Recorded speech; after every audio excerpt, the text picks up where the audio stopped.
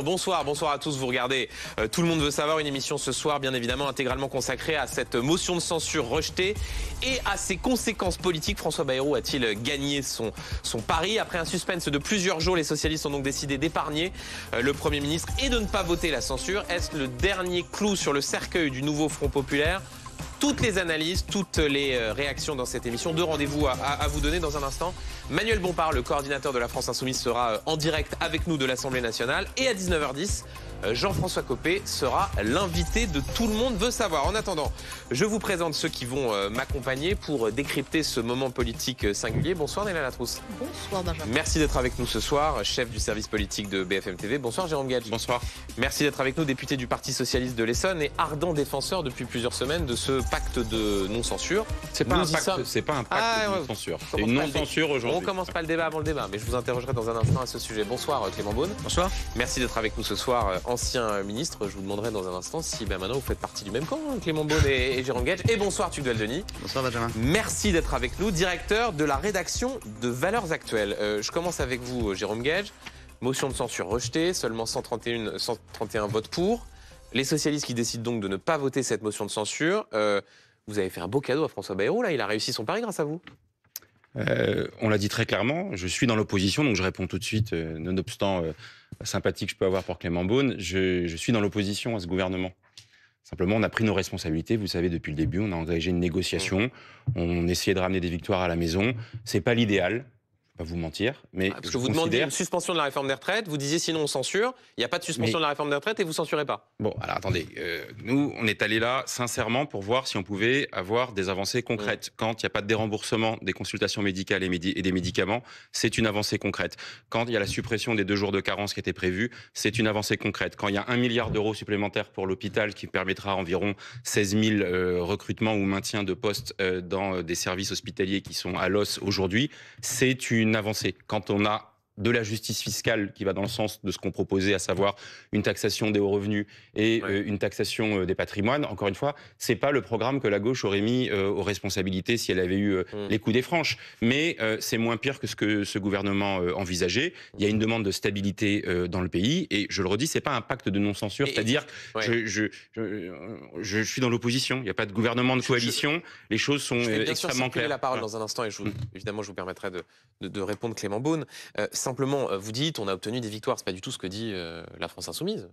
On entend dire Jean-Luc Mélenchon ces mots. Le PS fracture le nouveau Front populaire. Il capitule. Vous êtes des capitulards, Jérôme Gage, au Parti Socialiste? J'ai décidé de ne pas passer mon temps à commenter les saillies de Jean-Luc Mélenchon. Parce il n'y a pas que Jean-Luc Mélenchon, Jérôme Gage. Vous voyez bien qu'au fond, tous les députés de la France Insoumise et ses principaux responsables considèrent que ils vous accusent quasiment de trahison, en fait. Mais de trahison par rapport à quoi? Nous avions, en tous les cas, ceux qui étaient candidats sous l'étiquette du Nouveau Front populaire. C'était pas mon cas. J'ai eu une candidature de la France Insoumise face à moi parce qu'il y avait d'autres sujets de désaccord. Mais mettons ça de côté. Moi, j'ai fait campagne pour la demande de l'abrogation de la réforme des retraites. Dans l'hémicycle, je me suis battu. Olivier Dussopt s'en rappelle contre cette réforme. Le seul problème, c'est que on n'a pas été nommé au gouvernement. J'aurais préféré que ce soit un gouvernement de gauche et un Premier ministre de gauche. Vous faites toujours partie du NFP ou pas?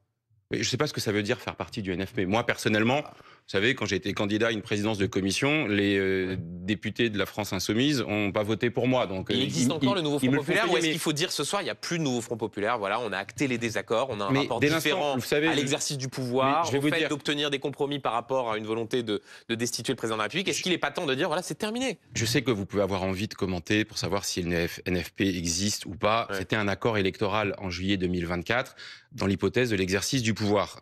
Ça n'a pas été le cas. Je reste favorable au rassemblement de la gauche et des écologistes. Je suis socialiste, républicain, authentiquement de gauche et personne est là pour me donner des brevets de bon ou mauvaise gauche, de traîtrise ou de loyauté. La loyauté pour la France Insoumise, ça s'appelle la soumission, le doigt sur la couture du pantalon à ce que dit Jean-Luc Mélenchon. Donc moi, je passe pas sous les fourches codines de Jean-Luc Mélenchon. Je m'en tamponne, si vous me permettez l'expression. Donc moi, ce qui m'intéresse plus, c'est les Français. Voilà. La demande d'une forme de stabilité dans le pays. Et puis, je le redis, les victoires qu'on a pu ramener à la maison. Il y en a quelques-unes. Et puis surtout sur la réforme des retraites que vous évoquiez. il y a une négociation qui va avoir lieu. En effet, c'est pas ni l'abrogation ni la suspension qu'on demandait. Mais rendez-vous avant l'été. Oui. Et je le dis très clairement, Olivier Faure l'a dit à la tribune de l'Assemblée nationale tout à l'heure, s'il n'y a pas le retour devant le Parlement d'un texte relatif aux retraites, qu'il y ait accord ou pas accord entre les partenaires sociaux, alors à ce moment-là, c'est nous qui prendrons l'initiative de déposer une motion de censure parce que le gouvernement n'aura pas répondu à cette aspiration qui demeure majoritaire dans la population. Et je rappelle que dans un instant, Manuel Bompard, coordinateur de la France Insoumise, sera en direct avec nous. Je vous donne la parole dans un instant, Néla Latrousse et Tullia Dany, mais juste avant, Clément Beaune, vous êtes satisfait ce soir de voir que les socialistes décident de ne pas censurer François Bayrou? Il a réussi son pari, le Premier ministre, ce soir, d'élargir le socle, de faire mieux au fond que son prédécesseur Michel Barnier? Quand on a de la stabilité et qu'on a de la négociation et l'amorce d'une culture de compromis, oui, moi je m'en félicite. Peut-être que cette amorce de culture de compromis, elle deviendra même une culture, on n'y est pas, de coalition, que moi j'appelle de mes voeux depuis des semaines et des semaines. Parce que dit Jérôme Guedj. On peut avoir un certain nombre de désaccords. Mais il y a un camp qui nous réunit, je crois, que Jérôme Guedj, au-delà de convergence sur le fond, sur certains sujets, c'est, je crois, croire à la stabilité, au compromis et à la discussion. Et ça, c'est pas, n'en déplaise à Jean-Luc Mélenchon, à ces mots qui sont quand même, vous l'avez répété, on s'habitue, mais c'est d'une violence inouïe. Enfin, c'est pas moi qui l'insulte, parfois il m'a insulté aussi, que chacun en prend pour son grade. Enfin, c'est quand même délirant. Qui est-il, qui n'est plus élu, je rappelle, pas au Parlement, pour dire qu'il y a des gens qui capitulent et que lui, c'est la pureté? C'est une sorte de Robespierre contemporain, Dieu nous en préserve, ou la laïcité nous en préserve, pour l'avenir. Enfin, c'est délirant. Qu'il y ait des discussions, regardez les pays autour de nous en Europe, ils vont pas tous bien. Qu'il y ait des discussions quand il y a un problème, pour avoir un budget, pour essayer d'avancer, pour essayer de gagner quelques mois. C'est un sursis. J'en suis conscient, c'est un soulagement peut-être de courte durée, mais c'est bien pour le pays. Et la politique, c'est pas un jeu à somme nulle. Donc vous dites, je vois depuis tout à l'heure, on commande qui a gagné. Moi, je suis pas au Parlement. Est-ce que c'est M. Bayrou et son gouvernement? Est-ce que c'est M. Guedj et ceux qui ont combattu pour avoir des avancées, des compromis? La politique, c'est pas un jeu à somme nulle. Et donc je pense qu'aujourd'hui, le pays a gagné quelque chose. Les Français, à mon avis, l'attendaient. De la stabilité, de la responsabilité. On va prendre tous ces éléments dans l'ordre. On va parler bien évidemment dans le détail des conséquences sur cette négociation sur les retraites. Négociation qui va d'une certaine manière commencer demain matin avec ce conclave qui va s'ouvrir à 11h. Mais d'abord, sur la question, Néla Latrousse, qui nous anime depuis plusieurs semaines. Pourquoi est-ce que François Bayrou réussirait là où Michel Barnier a échoué? Il en a donné une première preuve ce soir. Puisqu'il n'avait cessé de dire « moi j'aurais cette capacité à élargir le socle ». Il l'a élargi ce soir. Oui, d'abord, il ne partait pas du même point. Michel Barnier, c'est une première censure, et si j'ose dire, je ne vais pas dire que c'est une censure gratuite, mais enfin, c'est une censure entre guillemets facile, dans la mesure où ce que vous le faites une fois, vous en voyez les conséquences, le trouble qui s'en est traduit dans le pays, pour recensurer immédiatement un Premier ministre à peine un mois plus tard. C'était dur. C'est plus compliqué. Et en réalité, ce qui offre un sursis à François Bayrou, c'est le fait que le PS et le Rassemblement national ne votent pas la motion de censure. Il faut la conjonction des deux, qui s'adjoignent à l'ensemble des voix de la gauche, pour que un gouvernement soit renversé. Donc c'est vraiment ces deux pôles-là. Ensuite, François Bayrou, est-ce qu'il a fait montre d'habileté durant les dernières semaines? Indéniablement oui. D'abord, en prenant des ministres politiques, à qui il laisse un mandat absolu pour négocier. D'ailleurs, ça en était même assez troublant lorsque nous discutions avec des membres du Parti socialiste. Au bout d'un moment, ils disaient bon, les ministres s'avancent beaucoup. Là, on se demande dans quelle mesure est-ce qu'ils ont l'imprimature ou pas de François Bayrou pour aller aussi loin. Il va quand même falloir voir le Premier ministre pour connaître ses arbitrages. Catherine Vautrin disait des choses, ministre de la Santé et du Travail, qui n'étaient pas les mêmes choses que celles que disait le ministre de l'Économie. Et ça a pu traduire une forme de trouble, mais assumé du côté de Matignon, on laisse les ministres discuter de bonne foi. Et ça a permis de faire émerger des propositions sur la table et d'entendre de la part des socialistes que pour une fois, ils avaient le sentiment d'être dans des négociations de bonne foi. Ensuite, ces derniers jours, en cédant comme ça de manière perlée jusqu'à encore ce matin un certain nombre de concessions au Parti socialiste, en faisant en sorte que les syndicats aussi, je rappelle quand même que la CFDT a considéré ce matin que le conclave c'était une bonne chose et une avancée remarquable. Dans les colonnes de Libération. Bon c'était fini, le Parti socialiste ne pouvait pas décemment justifier le vote d'une censure. Je rappelle que dans un instant, nous serons en direct de l'Assemblée nationale avec Manuel Bompard. Juste avant, Tullia Dany, je rebondis sur ce que disait Néla Latrousse sur les concessions. Une façon de voir les choses, et d'ailleurs on commence à avoir quelques réactions au sein de ce qu'on appelle le bloc central. Je vois par exemple la réaction de Guillaume Kasbarian, ancien ministre de la fonction publique, qui n'a pas l'air extrêmement enthousiaste à l'idée des concessions faites aux socialistes. Il critique le renoncement sur les suppressions de postes dans l'éducation nationale, sur l'allongement du jour de carence dans la fonction publique. Est-ce qu'au fond, François Bayrou n'a pas renoncé à toute capacité à réformer pour obtenir cette non-censure des socialistes? Alors, je pense que quand même dans les déclarations de l'ancien ministre Kasbarian que vous venez de citer, il y a quand même une part de posture, parce qu'effectivement, appartenant plutôt à l'aile droite, si ça existe encore, de la Macronie, contrairement à mon voisin judicieusement situé à ma gauche, il pouvait pas... à votre droite, ça aurait été étonnant ce soir. Là, ça aurait été effectivement un peu audacieux. En revanche, on peut aussi inverser la question, c'est-à-dire se dire, est-ce que les socialistes ont vraiment tant obtenu que ça, même si Jérôme Guedj a rappelé quelques points, comme effectivement le jour de carence pour les fonctionnaires, mais il va y avoir une mission flash de la Cour des comptes sur les retraites. On imagine mal la Cour des comptes dire, en fait, on a regardé la situation budgétaire du pays, en fait, on peut sortir le carnet de chèques, tout va bien.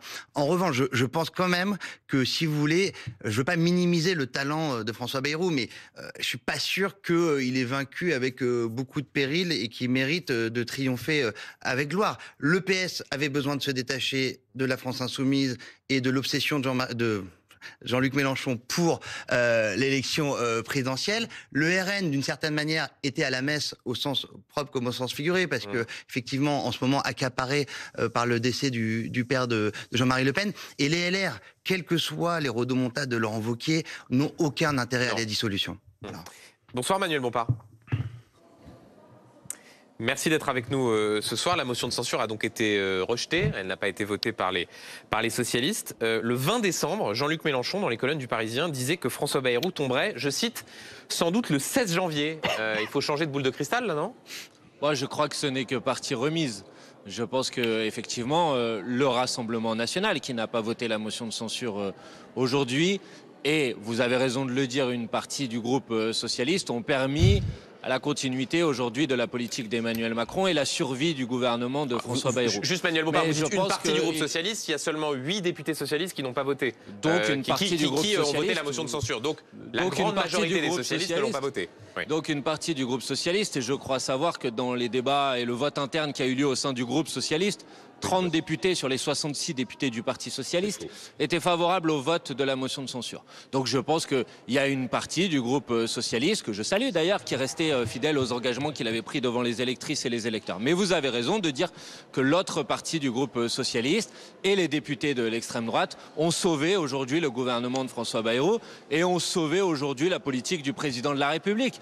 Je le regrette, mais je crois que ce n'est que partie remise et que dans les prochains jours, dans les prochaines semaines, notamment au moment où nous arriverons au vote et plus probablement au 49.3 sur le budget, je pense qu'à ce moment-là, nous aurons une nouvelle opportunité de protéger les Françaises et les Français des conséquences néfastes de cette politique. Attendez, Emmanuel Bompard, vous dites les socialistes ont permis l'application de la politique d'Emmanuel Macron. Moi, j'ai bien regardé dans le détail, on en parlait il y a un instant. Pas de suppression de postes dans l'éducation nationale, alors que le budget de Michel Barnier en prévoyait 4000. Plus d'allongement du délai de carence pour les fonctionnaires. Ça sert à quelque chose de négocier. On est plus utile quand on négocie que quand on ne plaide que pour la destitution du président de la République, non ? Non, je ne le crois pas du tout, monsieur. Vous savez, dans le courrier qui a été envoyé par François Bayrou cet après-midi, il y avait, je crois, 23 points. Dans ces 23 points, un tiers n'était même pas dans le budget initial. Dans ce courrier, la moitié correspondent à des choses que nous avons déjà gagnées en censurant le gouvernement de Michel Barnier. Donc il y a effectivement quelques maigres cacahuètes qui ont été distribuées sur 3 ou 4 points dont il sera difficile quand même de se gargariser.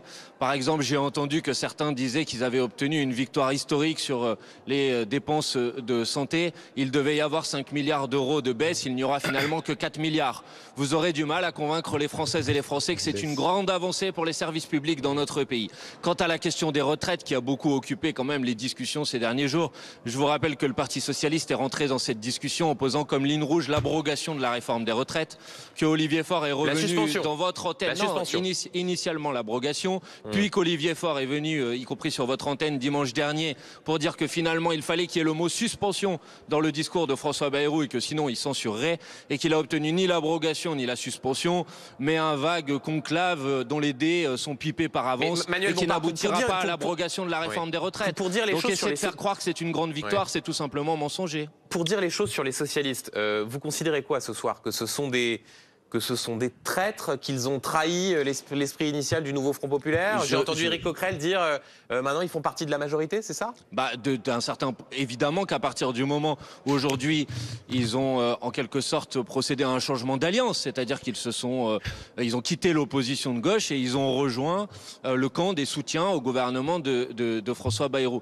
Et je le regrette. Et en faisant ça, par ailleurs, ils se sont fragilisés, ils ont fracturé leur propre parti et ils se sont complètement isolés au sein de la gauche, puisque la motion de censure a été votée par l'ensemble des Insoumis, l'ensemble des communistes et l'ensemble des écologistes. Et y compris même par 8 députés de leur rang qui sont restés fidèles à leurs convictions. Donc je pense que par cette décision, effectivement, ils ont renié les engagements qu'ils avaient pris devant les électrices et les électeurs et ça aura de lourdes conséquences, je le regrette.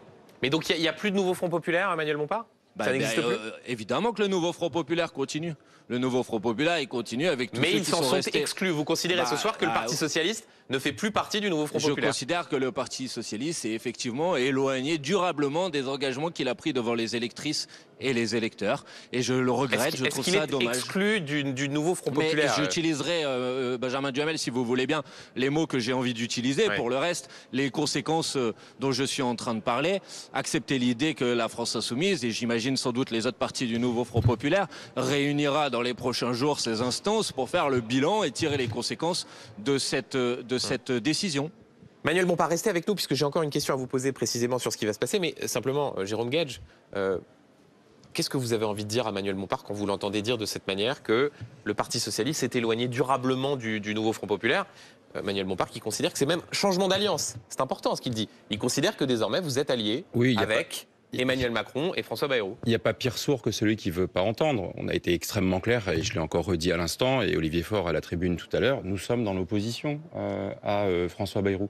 Et ne pas voter la censure, ça ne fait pas de nous des soutiens ou des acteurs d'une coalition. Quant au NFP, je pense que personne ne peut se targuer d'en avoir la maîtrise, la possession, la pureté de la désignation de qui y appartient ou n'y appartient pas. Voilà, il y a dans toute coalition des moments de rupture. Il y a 1 an et demi, la NUPES, qui était la précédente coalition, on aurait pu dire, mais moi j'ai jamais utilisé ces termes, que la France insoumise s'était durablement éloignée de l'esprit et de la lettre de la NUPES par ses prises de position sur les questions internationales, en l'occurrence le conflit israélo-palestinien.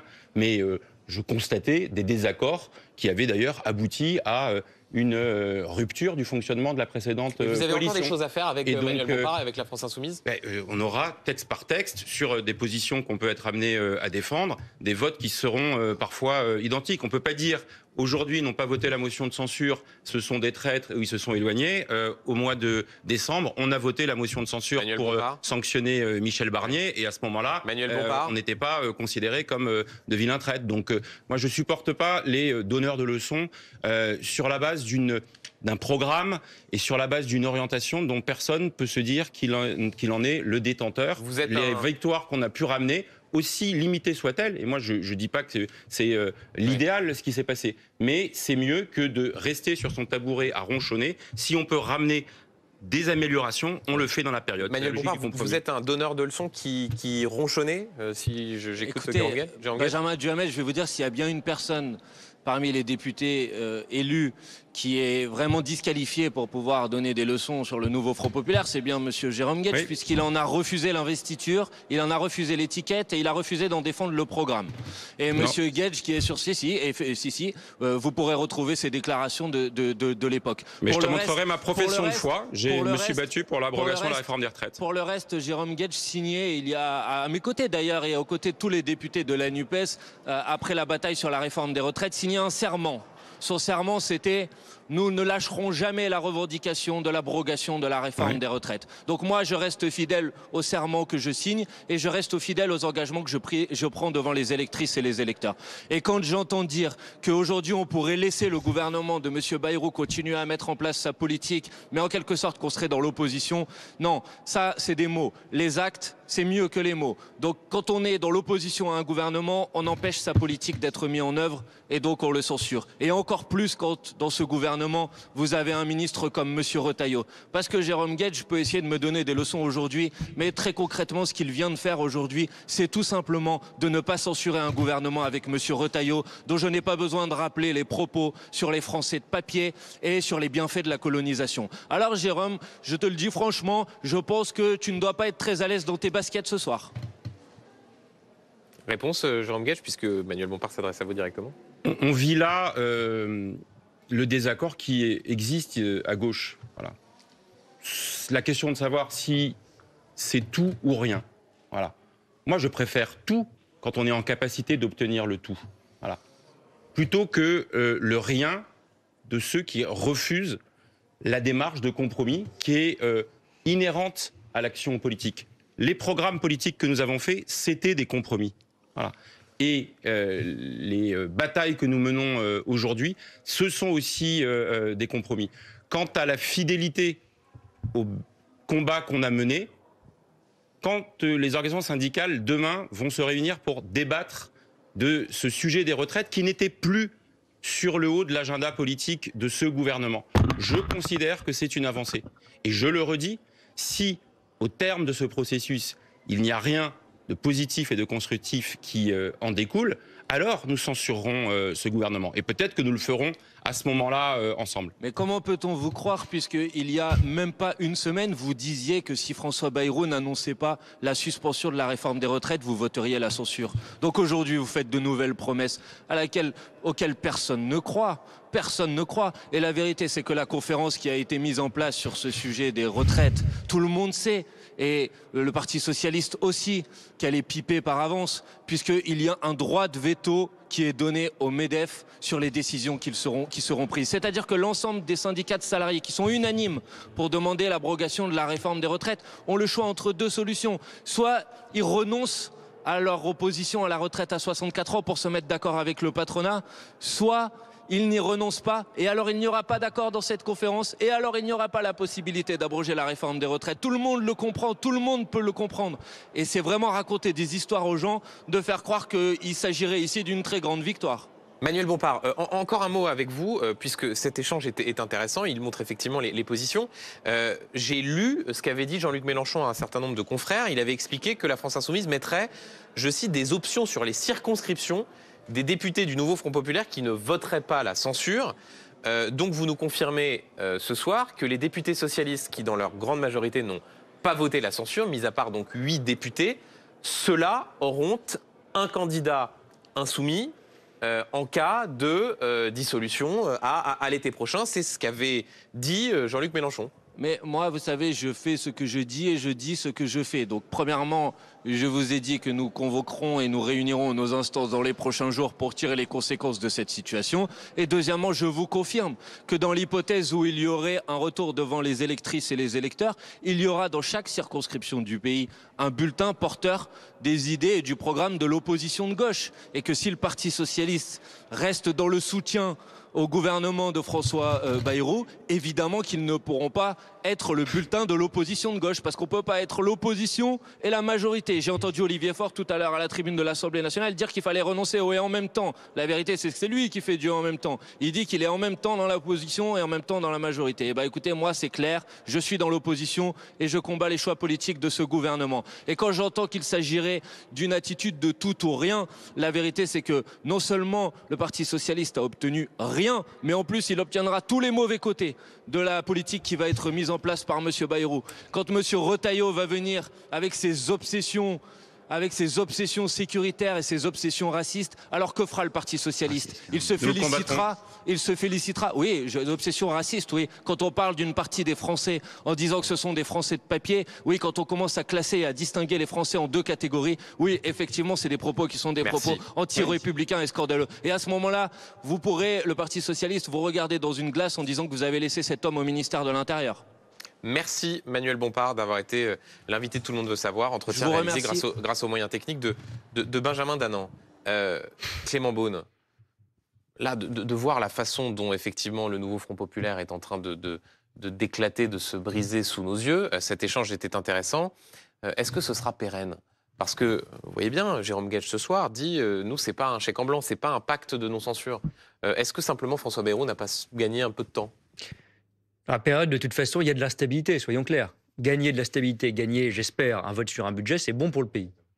Je ne rentre pas dans les débats internes au NFP. Moi, j'ai toujours été très clair. Je viens de la gauche. J'ai été il y a longtemps militant au Parti Socialiste. Je ne suis jamais rentré dans le nouveau Front Populaire. D'ailleurs, je crois que Jérôme Guedj non plus, au fond, parce qu'il y a des choses, justement, qui me paraissaient trop graves sur des valeurs fondamentales, comme la lutte contre l'antisémitisme ou la laïcité, et comme des mesures économiques du programme de l'UNFP, qui, pour moi, même quand on est de gauche, ou surtout quand on est de gauche responsable, on ne peut pas accepter, qui ruinerait le pays. Donc, j'ai toujours considéré que le NFP était, au pire, un mensonge, au mieux une illusion et en fait une coquille vide. On le voit avec la profondeur des désaccords.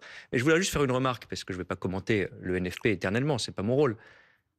On voit aujourd'hui que les extrêmes ne servent à rien. Je crois que c'est ça la leçon politique. Les extrêmes de gauche, comme M. Bompard, parce qu'ils parlent que boutique. C'est pas un parti politique, c'est une secte autour de Jean-Luc Mélenchon. Ils se foutent des avancées concrètes sur les services publics, l'hôpital, etc. Il n'a pas interpellé Jérôme Guedj sur la mesure X ou Y. Il s'en fiche. Se fiche. Faire de la politique, c'est quand même avoir des avancées. Les extrêmes, ça ne les intéresse pas. Pareil à l'extrême droite, on n'en a pas parlé, mais avec le Rassemblement national, au-delà des questions morales, M. Barnier avait essayé de discuter avec le Rassemblement national. Ils avaient d'ailleurs obtenu des concessions et à la fin, ils ont planté le gouvernement. Je le dis aussi parce que pour les électeurs qui sont tentés par colère par les votes extrêmes et notamment par l'extrême droite, ça montre que l'extrême, non seulement c'est amoral, mais en plus, ça ne sert à rien. Néla Latrousse, un mot sur ce qui va se passer demain matin, sur ce fameux conclave, sur la question des retraites, les partenaires sociaux qui vont se retrouver. Est-ce que le fait que les socialistes ne censurent pas donne une perspective supplémentaire à cette rencontre-là? Est-ce qu'il faut s'attendre véritablement à ce qu'il y ait une évolution sensible de la réforme des retraites? Le point intéressant, c'est plutôt les prises de parole des partenaires sociaux, et notamment celle que l'on attendait, c'est celle du patronat, qui explique que modulo des pistes de financement sérieuses et qui ne plombe pas la compétitivité des entreprises, il peut y avoir un accord. Et qui ne met pas la question des 64 ans comme étant une question ou une ligne rouge à ne pas franchir. Donc c'est un point intéressant. Oui. Les déclarations de la CFDT également, vraisemblablement du côté du patronat, de ce que l'on comprend, c'est que l'exigence de stabilité est quand même aussi assez importante pour donner de la visibilité aux entreprises qui adhèrent au MODEF ou à d'autres organisations que je n'ai pas citées.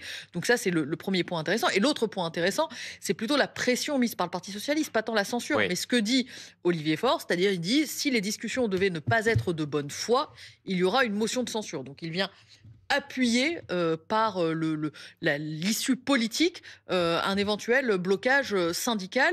Et ça, c'est assez malin parce que ça met une pression supplémentaire pour parvenir à un accord, puisque les partenaires sociaux préfèrent se mettre d'accord entre eux que de voir par moment les députés créer de nouvelles règles. Et on verra donc si de ce conclave sort une fumée blanche.